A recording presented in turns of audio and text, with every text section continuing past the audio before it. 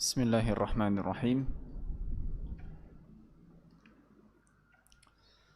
Alhamdulillahi rabbil alamin. Alhamdulillahilladzi hadana lihada wa ma kunna linahtadiya laula an hadanallah. Wa ashhadu an la ilaha illallah wahdahu la syarika lah. Wa ashhadu anna Muhammadan abduhu wa rasuluh sallallahu alaihi wa ala alihi wa ashabihi wa man tabi'ahum bi ihsanin ila yaumiddin wa sallama tasliman katsira amma ba'd. Kaum muslimat dan segenap yang menyimak kajian di kesempatan pagi hari ini, kita panjatkan puja dan puji syukur atas kehadirat Allah Subhanahu wa ta'ala. Di pagi atau menjelang siang hari ini kita kembali dikumpulkan oleh Allah untuk bisa duduk di majelis ilmu, dan semoga pagi ini majelis yang kita hadiri adalah majelis yang diberkahi oleh Allah Subhanahu wa ta'ala. Kita mohon bertambahnya kedekatan kita dengan Allah seiring dengan kita akan melanjutkan kajian kitab Umdatul Ahkam yang insyaallah pemulasaran jenazah, hal-hal yang berkaitan dengan jenazah, atau dalam babnya disebut dengan kitab Al-Janaiz. Yang sebelum-sebelumnya kita sudah bahas beberapa amaliyah seperti salat ghaib, juga salat jenazah di kuburan. Juga sudah kita bahas bersama hal-hal yang berkaitan dengan pengkafanan jenazah. Dan insyaallah di kesempatan pagi ini di hadis yang ke-156 berdasarkan penomoran yang disebutkan oleh penulis kitab Taisirul Alam, syarah kitab Umdatul Ahkam, kita akan bahas apa yang berkaitan dengan memandikan jenazah.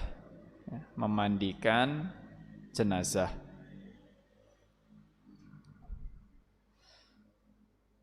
Yang tema ataupun topik ini sebetulnya cukup banyak orang membutuhkan ya.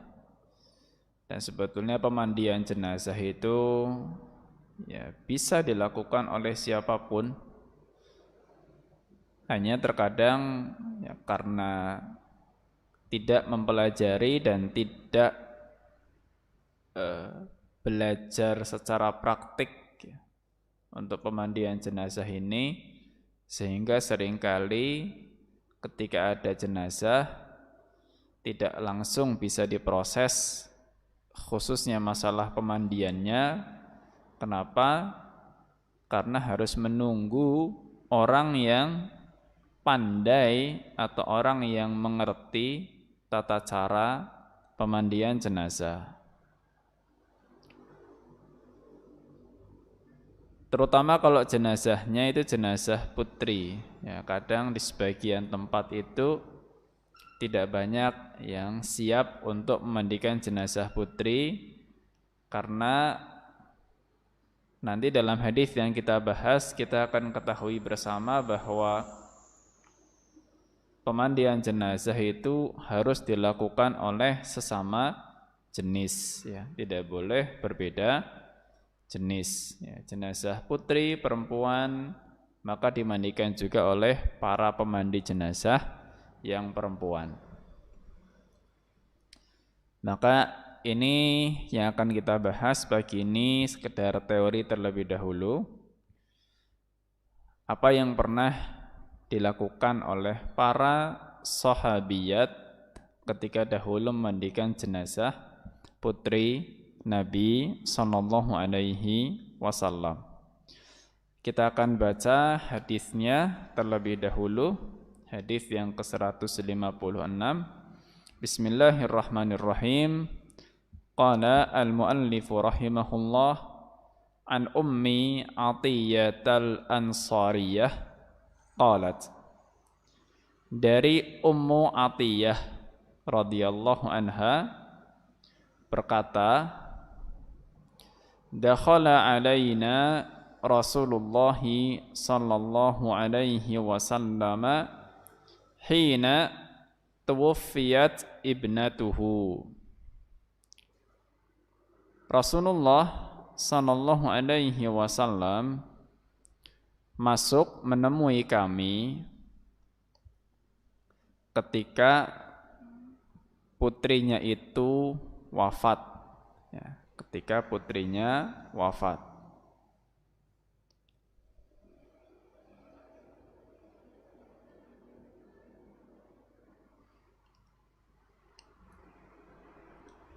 Faqala igsilnaha thalathan. Beliau bersabda,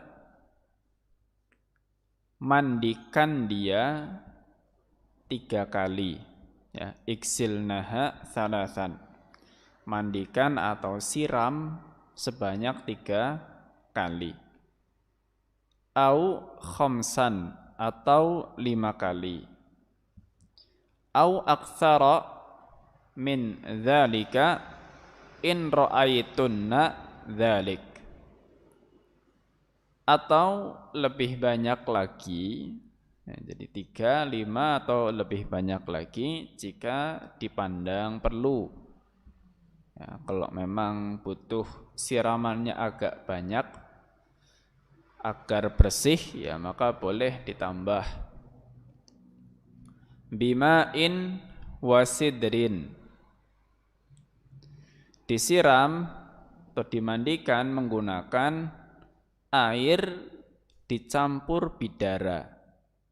Ya, air yang dicampur bidara.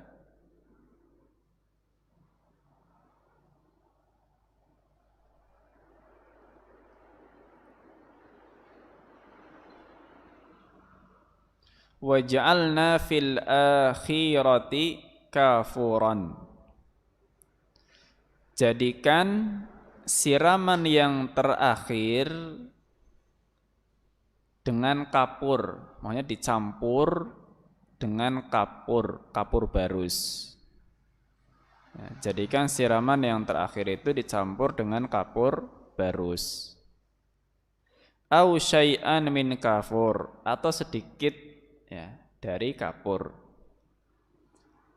Fa idza faraghtunna fa'adhinnani. Jika kalian telah selesai, ini masih pesan Nabi alaihi salatu wassalam, jika kalian telah selesai, maka panggillah aku. Falamma faragna adzannahu. Nah, setelah kami selesai, Ummu Atiyah ini menceritakan kembali, setelah kami selesai, maka kami memanggil Rasul alaihi salatu wassalam. Kami memanggil beliau. Sesuai dengan pesan Nabi tadi kan, kalau sudah selesai, tolong Nabi dipanggil. Maka setelah selesai, para sahabiat ini memanggil Nabi alaihi salatu wassalam. Fa'a'tana haqqahu. Maka Nabi alaihi salatu wassalam memberikan sarungnya, ya, memberikan sarungnya.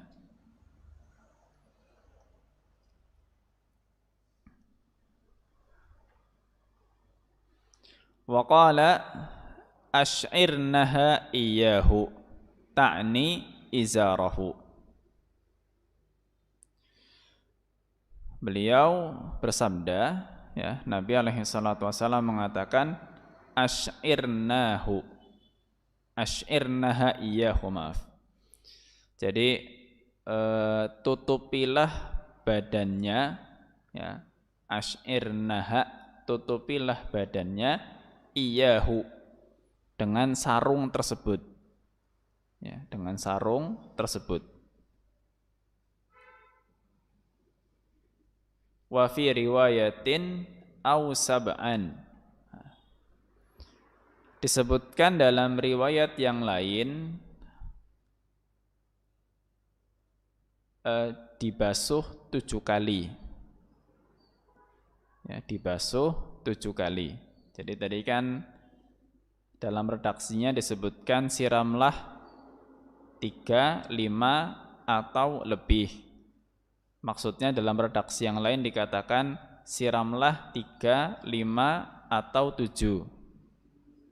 Ya, jadi ada yang menyebutkan riwayatnya 7 kali, 3, 5, 7. Ada yang mengatakan 3, 5 atau lebih. Ini cuma menyebutkan perbedaan riwayat saja.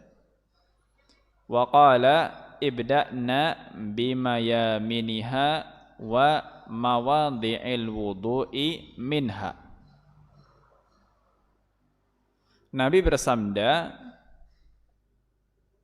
mulailah dengan yang sebelah kanan. Mulailah dengan mengatakan kami menjalin. Menjalin di sini maknanya kalau kita sedikit ubah redaksinya, mengepang, ya. Kami menjalin rambutnya menjadi 3 kurun, jadi seperti 3 tanduk, ya. Menjadi seperti 3 tanduk. Baik, semua riwayat ini adalah gabungan dari hadis-hadis yang disebutkan oleh Imam Bukhari dan Muslim di dalam kitab sahih keduanya. Baik, jadi itu tadi gambaran ringkas pemandian jenazah yang dilakukan oleh para sahabiyat ketika memandikan jenazah dari putri Rasulullah sallallahu alaihi wasallam. Nah, jadi gambaran umumnya ya, sekedar gambaran umum dulu bahwa pesan Rasul dimandikan 3, 5 atau 7, ya. 3, 5 lebih atau 3, 5 atau 7. Kemudian dikasih pesan bahwa siramannya itu pakai air bidara, ya, air yang dicampur dengan daun bidara. Nanti siraman yang terakhir pakai air yang dicampur dengan kapur, ya, kapur yang sudah ditumbuk, ya. Kemudian diberi pesan bahwa mulainya dari bagian tubuh sebelah kanan, dan sebelumnya juga dimulai pada bagian-bagian wudhu, karena diantara sunnahnya memandikan jenazah itu diawali dengan mewudhukan jenazah. Baru setelah selesai dimandikan, para sahabiat memanggil Nabi alaihi salatu wasalam, yang maknanya di sini Rasul alaihi salatu wasalam itu tidak turut menyaksikan proses pemandian putrinya. Beliau menunggu di luar. Baru setelah selesai beliau dipanggil dan beliau menyerahkan kain sarung yang akan dijadikan sebagai penutup tubuh jenazah. Itu yang langsung menempel ke kulit jenazah. Dan dalam proses pengkafanan itu, rambut dari jenazah oleh Ummu Atiyah itu dikepang menjadi 3. Jadi 3 itu posisinya kanan, kiri, depan. Kanan, kiri, tanduk kanan, tanduk kiri, dan tanduk depan. Maka itulah sederhananya proses pemulasaran jenazah wanita. Di sini seperti biasa, saya akan bacakan atau berikan beberapa faidah dari hadis yang sudah kita baca dan terjemahkan tadi. Yang pertama, tentu hadis ini menunjukkan kepada wajibnya memandikan jenazah. Jadi hukum memandikan jenazah itu adalah fardu kifayah. Hukum memandikan jenazah itu fardu kifayah. Harus ada yang memandikan. Kalau bisa satu orang, tapi mungkin kalau satu kesulitan, maka biasanya butuh sekitar 2-3 orang untuk memandikan jenazah. Sebetulnya 2 bisa kalau terampil. Kalau enggak 3 lah. 3 cukup. Harus ada yang mandikan jenazah. Dan jenazah di sini tentunya jenazah muslim Kalau yang bukan muslim, tentu bukan kewajibannya kaum muslimin untuk memproses. Bukan kewajibannya kaum muslimin untuk memproses. Jenazah wanita hanya dimandikan oleh para wanita. Jenazah wanita hanya dimandikan oleh para wanita.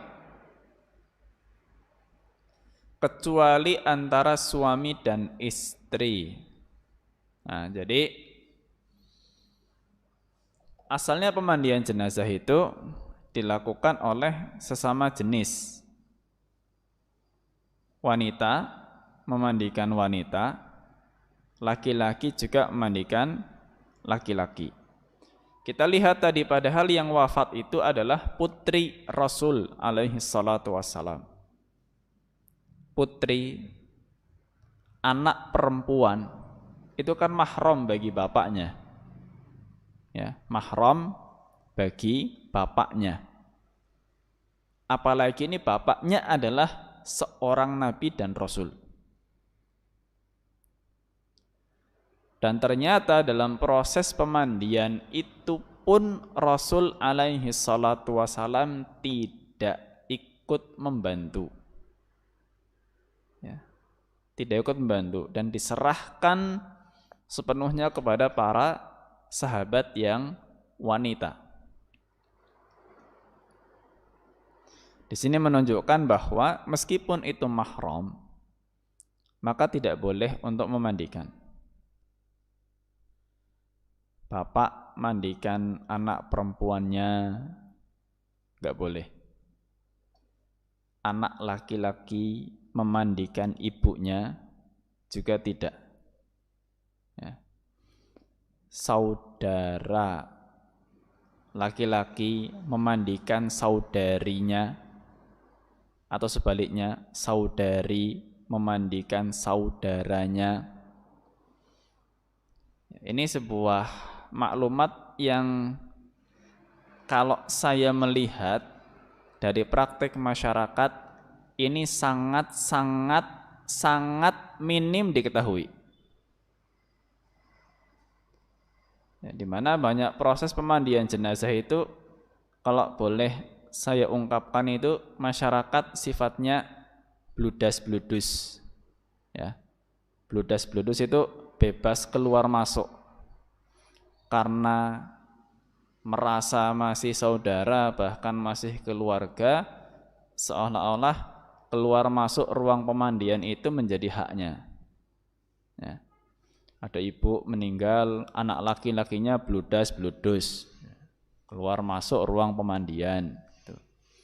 Ada seorang bapak meninggal, nanti putrinya juga bludas-bludus, keluar masuk. Ya. Malah kadang-kadang subhanallah nggak cuma anaknya, menantu pun ikut keluar masuk. Ya. Ada mungkin seorang bapak meninggal, ya, nanti menantunya perempuan ikut keluar masuk ruang pemandian. Bahkan malah di sebagian daerah yang namanya pemandian jenazah itu kan malah dilakukan secara berjamaah, ya, memandikan jenazah berjamaah dengan pemahaman bahwa itu sebagai bentuk bakti yang terakhir kepada orang tuanya. Ya, jadi kalau misalkan ada orang tua, anaknya 10,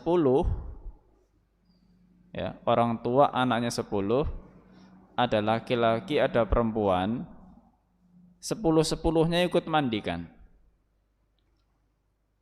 Ya, 10-10-nya ikut mandikan. Dan dipangku biasanya. Ya, anaknya mangku orang tuanya yang meninggal. Yang padahal pemandian itu nggak butuh banyak orang, ya, 2-3 cukup, ya, tidak perlu banyak-banyak.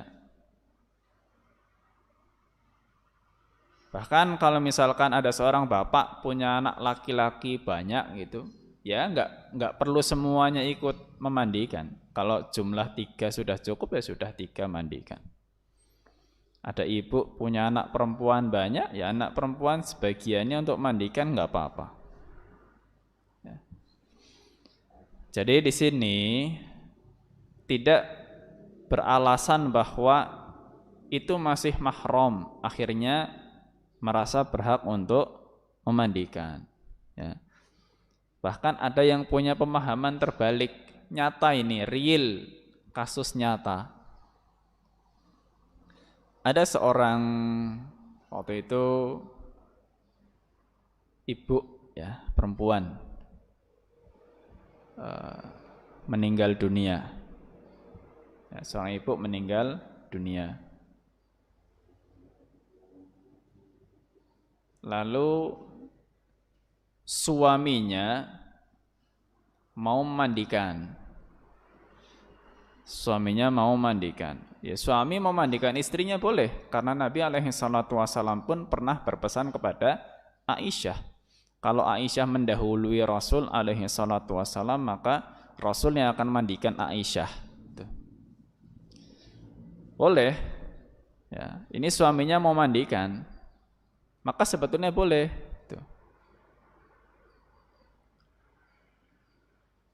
Nah, anak laki-lakinya mau ikut mandikan juga. Maka sebagian warga mencegah, loh, kalau anak laki-laki jangan mandikan ibunya, karena sudah beda jenis, ya. Tapi kalau suami boleh, karena memang diizinkan oleh Rasul alaihi salatu wassalam. Namun entah apa yang terjadi, justru tokoh agama setempat yang membalik situasi dengan mengatakan, oh, kalau suaminya jangan. Kenapa? Aslinya bukan mahram. Kalau anaknya, anak laki-laki mandikan ibunya silahkan. Kenapa? Karena mahram. Ya sudah, kondisinya malah jadi terbalik. Ya. Justru suami itu boleh mandikan istrinya. Malah anak laki-laki nggak boleh mandikan ibunya. Ya. Dan yang lebih aman memang, ya, dimandikan saja oleh yang sesama jenis. Putri dimandikan oleh putri siapa saja, mau keluarganya maupun bukan keluarganya nggak apa-apa, yang penting sama-sama putri. Jenazah laki-laki juga dimandikan oleh oleh para pemandi laki-laki. Siapa saja, mau keluarganya, bukan keluarganya, enggak ada masalah. Ya, masalahnya begini, kalau ada suami mandikan istrinya atau istri mandikan suaminya, mereka kan nggak bisa mandikan sendirian. Ya kalau ada suami meninggal, istrinya empatnya mandiin suami satu nggak apa-apa. Ya, tapi kan nggak mungkin kalau ada istri suaminya 4 kan nggak mungkin toh. Kalau misalkan contoh ya, ada seorang suami meninggal dunia. Ya, seorang suami meninggal dunia. Istrinya sangat ingin mandikan suaminya. Silahkan, boleh. Tapi lihat siapa yang menemani istri tersebut dalam memandikan suaminya. Otomatis tidak ada lagi perempuan yang bisa menemaninya. Kalau misalkan suami itu istrinya cuma satu. Berarti kan satu-satunya wanita yang boleh memandikan si suami itu hanya satu istri tersebut. Itu satu-satunya wanita. Ibunya udah nggak bisa mandikan anaknya. Kalau dia punya anak perempuan nggak bisa mandikan bapaknya. Nah sekarang apakah memungkinkan satu wanita itu sebagai seorang istri memandikan suaminya sendirian? Gak bisa. Berarti kan harus ada yang menemani. Dan yang menemani pasti laki-laki, gak mungkin perempuan. Karena sudah gak ada lagi perempuan yang boleh memandikan si suami tersebut. Berarti kan akan milih laki-laki. Nah, laki-laki siapa yang akan dipilih? Para kandungnya istri. Ya, kalau dia masuk mandikan suaminya, kemudian yang ikut mandikan di situ adalah saudara-saudaranya suami, ya udah campur di situ antara istri dengan saudara-saudaranya suami yang notabene bukan mahram. Ya, nanti secara praktik itu kan mungkin baju akan dicincing, akan dilinting, akan digulung, akan sangat berpotensi aurat istri terlihat di hadapan pemandi jenazah yang lain yang bukan mahram. Ya, sehingga kalau toh akan menerapkan pemandian jenazah ya, antara suami dan istri, perlu cermat dalam memilih siapa yang menemani dan membantu di dalam pemandian tersebut. Ya. Yaitu memilih lelaki yang masih menjadi mahram dirinya. Demikian juga dengan suami, kalau istrinya meninggal dan dia ingin memandikan istrinya, sekarang terus siapa lagi laki-laki yang boleh mandikan istrinya selain suami? Enggak ada. Berarti suami itu akan dibantu oleh wanita-wanita. Maka suami itu pun ketika memandikan istrinya memilih para wanita yang menjadi mahram dia untuk membantu memandikan istrinya. Dia bisa pilih mungkin ibunya sendiri atau mungkin ibunya istrinya kalau masih ada, atau mungkin pilih anak perempuannya, pilih saudari-saudarinya, bukan saudari-saudari istrinya. Ya, apalagi yang nggak kenal. Ya. Maka itu rambu yang sangat perlu untuk difahami bahwa jenazah wanita hanya dimandikan oleh para wanita, demikian juga laki-laki, kecuali antara suami dan istri. Itu pun harus memilih siapa-siapa yang boleh untuk membantu dalam proses pemandian. Kemudian faedah yang ketiga, disunnahkan agar menyiram jenazah minimal 3 kali. Ya, disunnahkan minimal 3 kali. Dan siraman ini boleh ditambah, ya, boleh ditambah jika dipandang perlu, ya. Dan nantinya jumlah siraman itu ganjil. Intinya jumlah siramannya menjadi ganjil. Ya, 3, 5, 7, ya.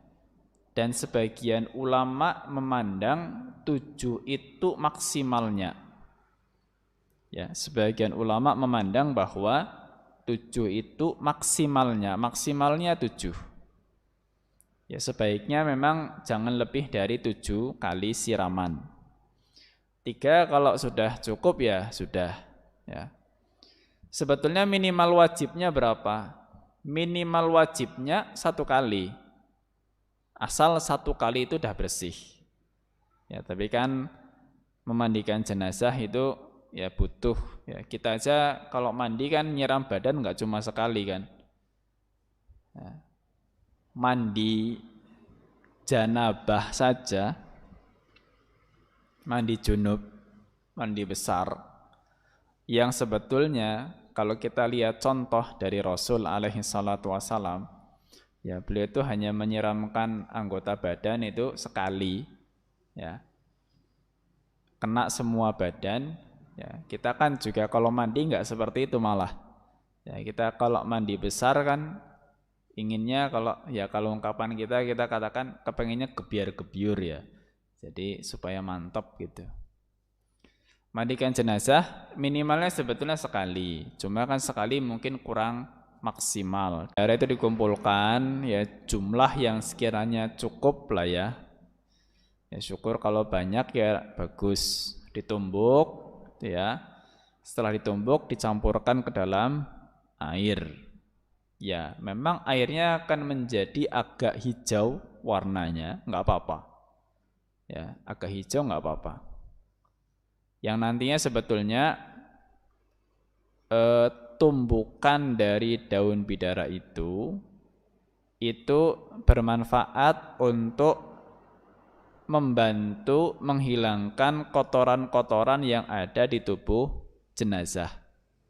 Ya, membantu untuk menghilangkan kotoran-kotoran yang ada di tubuh jenazah.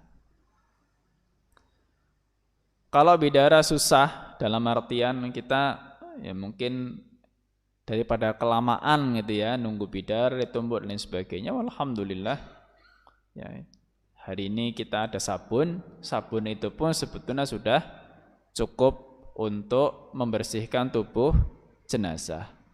Hanya kalau kita mengganti daun bidara dengan sabun, maka sabunnya jangan dicampur dengan air.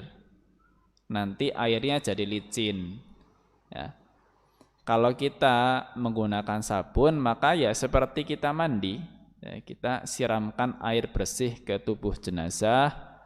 Nanti setelah itu disabuni seluruh badannya, kemudian disiram lagi kedua kali. Mau disabuni lagi silahkan. Habis itu dibilas ketiga kali, ya. Atau enggak disabuni lagi ya enggak apa-apa, disabuni cukup 1 kali. Adapun dulu karena belum ada sabun maka menggunakan daun bidara. Ya, sekarang kalau mau pakai daun bidara boleh, mau pakai sabun silahkan. Mau daun bidara sabunnya tetap dipakai enggak apa-apa. Ya, boleh-boleh saja karena itu sangat membantu untuk membersihkan tubuh jenazah. Itu faedah yang keempat. Faedah yang kelima, disunnahkan menyiram jenazah dengan air yang dicampur dengan kapur barus pada akhir siraman. Ya, siraman yang terakhir disunahkan menggunakan kapur barus dicampur. Ya, yang mana kapur barus ini manfaatnya adalah untuk lebih mengawetkan tubuh jenazah supaya tidak cepat rusak. Itu faedahnya kenapa pakai kapur barus. Ya. Supaya tubuh jenazah tidak cepat rusak. Ya. Jadi kalau kita gambarkan ya, siraman-siramannya itu, siraman pertama berarti pakai air yang sudah dicampur pakai daun bidara. Siraman kedua juga pakai air yang sudah dicampur bidara. Kalau kita mau cuma sampai 3 kali siraman, berarti siraman yang ketiga pakai air yang dicampur kapur barus.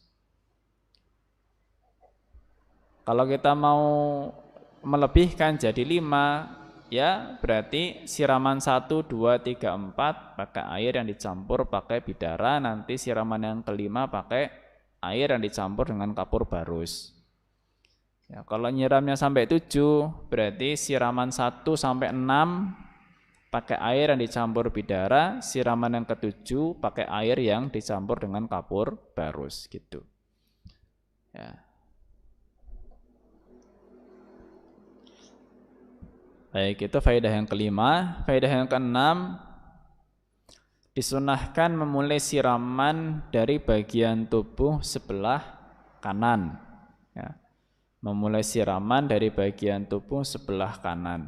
Jadi kalau mandikan jenazah, nyiramnya tubuh sebelah kanan. Jadi kanan atas, kanan bawah, kemudian kiri atas, kiri bawah. Disinilah makanya kalau mandikan sendirian itu agak susah, karena untuk memandikan tubuh jenazah bagian bawah, ketika posisinya jenazah itu terlentang, maka butuh ada orang yang mengangkat atau memiringkan tubuh jenazah. Ya. Ketika nyiram bagian kanan atas mudah, ya, karena posisi jenazah terlentang. Ya, bagian kanan atas disiram semuanya, selesai. Kanan bawahnya gimana? Berarti kan tubuh jenazah itu dimiringkan ke sebelah kiri. Ya, dimiringkan ke sebelah kiri, baru kanan belakangnya itu atau kanan bawah disiram. Terus habis itu nyiram sebelah kiri depan atau kiri atas ya. Kiri depannya disiram. Ketika nyiram bagian kiri belakang, berarti kan tubuh jenazah dimiringkan ke sebelah kanan baru bisa nyiram tubuh bagian kiri belakang. Nah, makanya butuh ada yang bantu. Ya, kalau sendirian miring-miringkan jenazah sambil nyiram kayaknya susah ya. Apalagi mungkin putri kan untuk ngangkat tubuh kan agak berat ya. Jadi butuh ada yang membantu di situ. Kemudian faedah yang terakhir yang ketujuh, ya, rambut jenazah wanita dijalin atau dikepang sebanyak 3 jalinan atau 3 kepang yang tadi disebutkan dalam hadis. Ya, 3 kepangan tadi sudah kita gambarkan, tanduk kanan, tanduk kiri, dan tanduk depan. Ya, kalau bisa dikepang, dikepang. Nanti setelah dikepang, maka 3 kepangan atau 3 jalinan rambut tersebut diletakkan ke belakang. Jadi di bagian belakang jenazah. Ya, kalau rambutnya panjang, berarti 3 kepangan itu diletakkan ke belakang, mungkin kalau panjang bisa sampai ke bagian punggung jenazah. Ya. Ini proses sampai sebelum dikafani. Ya, sebelum dikafani. Nah, maka ini sederhananya faidah-faidah yang ada dalam hadis yang tadi sudah kita baca. Meskipun belum sampai menggambarkan proses secara rinci sedari awal sampai akhir, yang mudah-mudahan kalau gambaran proses pemandian dari awal sampai akhir ya nantinya akan dialokasikan ya, semoga akan dialokasikan waktu khusus untuk bisa lebih menjelaskan bagaimana proses pemandian dari awal sampai akhir. Mudah-mudahan dengan sarana yang ada bisa lebih membantu untuk memahami proses pemandian jenazahnya. Sementara dari hadis yang ke-156 faedah yang bisa kita bahas ya sekian. Kalau setelah ini ada yang masih perlu untuk dibahas atau ditanyakan ya silahkan, selagi bisa dijawab seperti biasa saya jawab, kalau enggak bisa nanti akan ditunda jawabannya. Allah Ta'ala a'lam bissawab wa sallallahu ala nabiyyina Muhammad wa ala alihi wa sahbihi wa baraka wa sallam. Silahkan kalau ada yang mau menyampaikan sesuatu.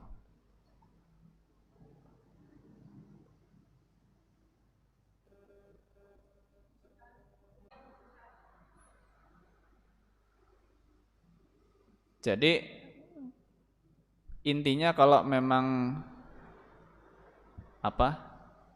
tidak ada suami ataupun istri ya, intinya carikan yang sesama jenis saja ya. Bahkan subhanallah sebagian ulama mengatakan ya, andai kata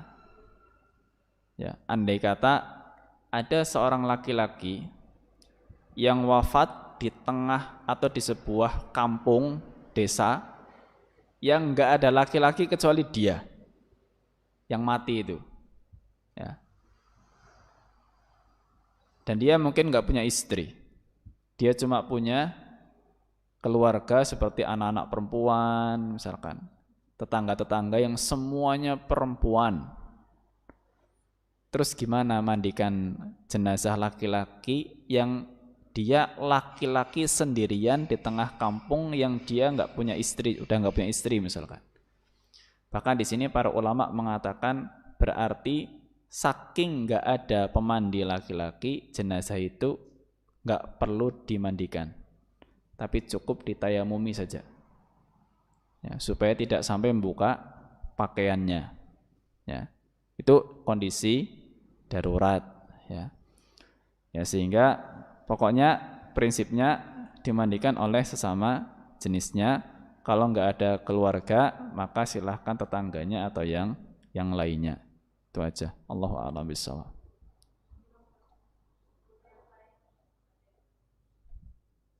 Ya.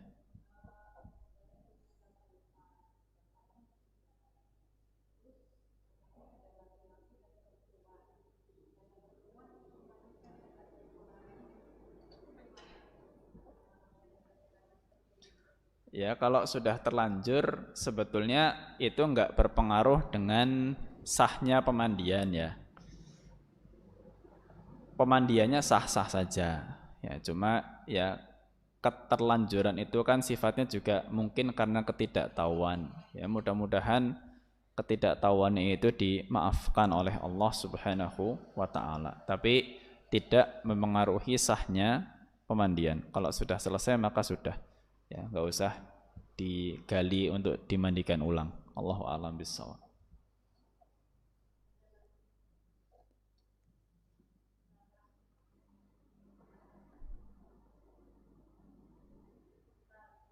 Cukup ya? Baik. Alhamdulillahirabbil alamin.